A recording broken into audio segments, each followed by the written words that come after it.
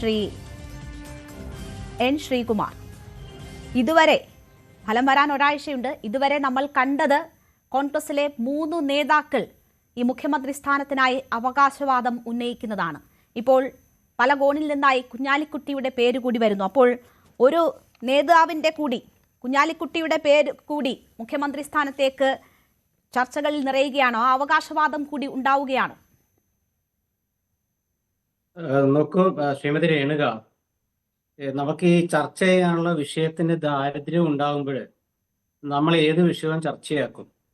അങ്ങനെ ചർച്ചയാകുന്നത് നല്ലതാ. കാരണം എല്ലാ ജനങ്ങൾ അറിയട്ടെ. ന്യൂസ് 18 കാണുന്ന 10,000-കണക്കിന് പ്രേക്ഷകര് അവർ കാര്യങ്ങൾ മനസ്സിലാക്കുന്നത് നല്ലതാണ്. എന്തായാലും നിങ്ങൾ ഇന്ന് ഈ ചർച്ചയ്ക്ക് ഒരു തലക്കെട്ട് കൊടുത്തിരിക്കുന്നത് മുഖ്യമന്ത്രി സ്ഥാനത്തിന് കുഞ്ഞാലിക്കുട്ടിയും യോഗ്യനോ എന്നുള്ളതാണ്. നോക്കൂ, കുഞ്ഞാലിക്കുട്ടി യോഗ്യനോ എന്ന് ചോദിക്കുന്ന സത്യത്തില് കേരളത്തിനൊരു നിർഭാഗ്യകരമായ ചോദ്യചിഹ്നമിട്ട ഒരു പരാമർശം ഞാൻ പറയുള്ളൂ. കാരണം പി.കെ. കുഞ്ഞാലിക്കുട്ടി എന്തുകൊണ്ടും യോഗ്യനാണ് മുഖ്യമന്ത്രി സ്ഥാനത്തേക്ക്. ഒരു സംശയമില്ലാത്ത കാര്യമാണ്. അദ്ദേഹം കേരള മുഖ്യമന്ത്രി ആകണമെന്ന് ആഗ്രഹിക്കുന്നവരിൽ ഒരാൾ ഞാനും ഉണ്ട്. അത് ഞാൻ പറയാം.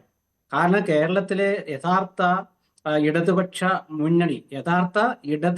മുന്നണി എന്ന് പറയുന്നത് ഇന്ന് UDF ആയി മാറിയല്ലോ.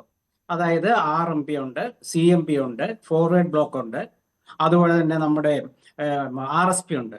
ഇത്രയും ഇടതുകക്ഷികളുടെ മുന്നണി കൂടിച്ചേർന്നൊരു മുന്നണിയാണ് UDF.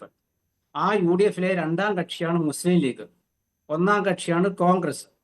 സാധാരണഗതിയിൽ ഒരു മുന്നണി അധികാരത്തിൽ വന്നാൽ 1ാം കക്ഷിയുടെ പ്രമുഖനായ ഒരു മുൻനിരക്കാരനാണ് മുഖ്യമന്ത്രി ആവുക.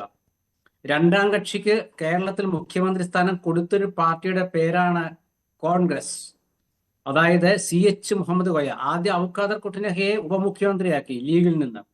പിന്നീട് CH മുഹമ്മദ് കോയയെ മുഖ്യമന്ത്രിയാക്കി കോൺഗ്രസ്. പിന്നീട് 82 കാലത്ത് വീണ്ടും UDF അന്നത്തെ ഐക്യ ജനാധിപത്യ അധികാരത്തിൽ വന്നപ്പോൾ CH മുഹമ്മദ് കോയയെ ഡെപ്യൂട്ടി മുഖ്യമന്ത്രിയായി കോൺഗ്രസ്. അപ്പൊ അതുകൊണ്ട് കുഞ്ഞാലിക്കുട്ടി മുഖ്യമന്ത്രി ആകുമോ എന്ന് ചോദിച്ചാൽ കോൺഗ്രസ് വിചാരിച്ച ആക്കും, യാതൊരു സംശയമില്ല കാര്യത്തില്.